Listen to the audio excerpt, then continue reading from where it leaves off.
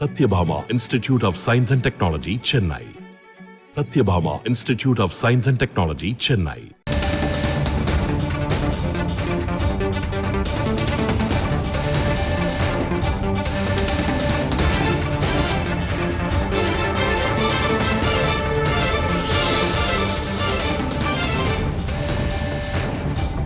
தற்போதைய செய்தியை பார்த்துக் கொண்டிருக்கிறோம்.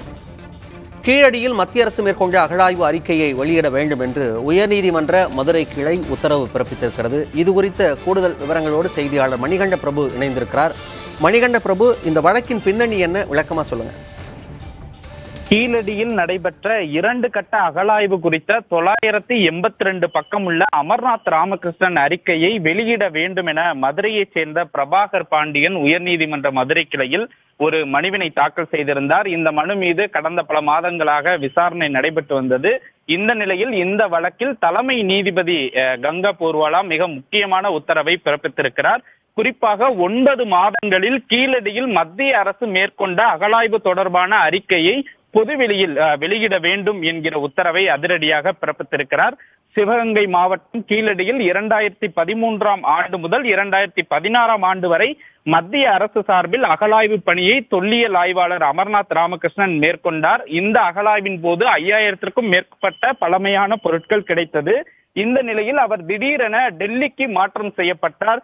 இதனைத் தொடர்ந்து மாநில அரசு அகழாய்வு பணிகளை தற்போது வரை கிட்டத்தட்ட 9 கட்ட அகழாய்வுகளை நிறைவு செய்து மாநில அரசு அது தொடர்பான அறிக்கைகளை வெளியிட்டு வருகிறது.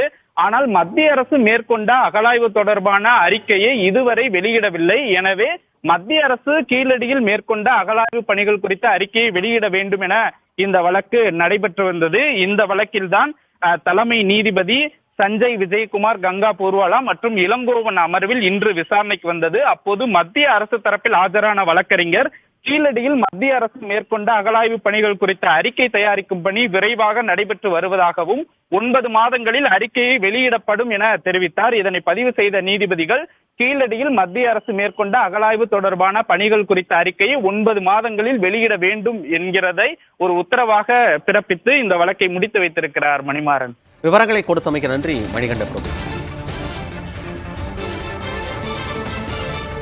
Satyabhama Institute of Science and Technology, Chennai. Satyabhama Institute of Science and Technology, Chennai.